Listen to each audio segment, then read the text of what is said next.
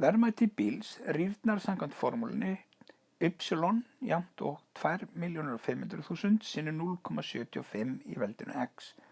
Það sem y-ið er verð bílsins eftir x ár.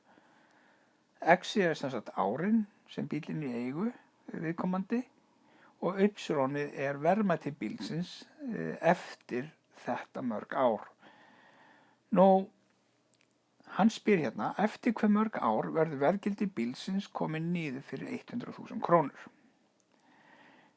Hér er jafnan og ég ætla að setja hérna upp það sem y er hérna hægra megin. Og setjum inn það sem við vitum. Við vitum að verðmæti bílsins, það verður einn daginn 100.000 krónur og ég þarf að vita nákvæmlega hvernig það gerist, hvernig það verður 100.000 kall, þessi bíl. Því eftir þann tíma þá fer hann undir 100.000 kallinu. Þannig að ég set hérna jafnt og 100.000 kall.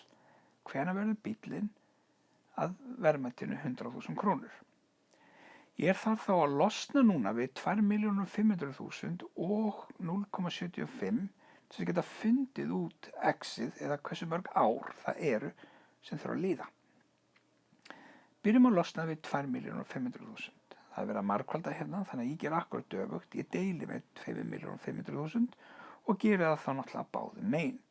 Þá dettur það út hérna vinstra megin, verður það einum.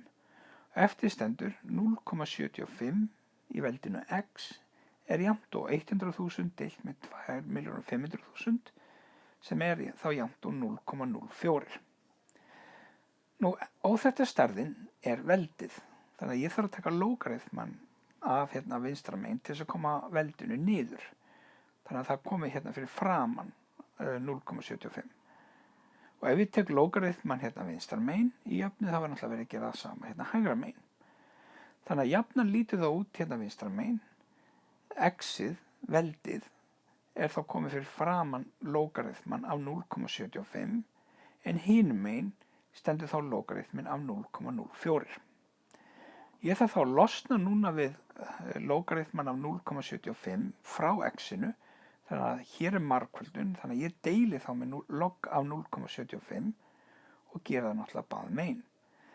Þannig að hér stendur eftir 1x er jafnt og ég tek þetta inn í reiknivél, log af 0,04 deilt með log af 0,75 og fæ þá út að x-ið, veldið, árin eru 11,19 ár.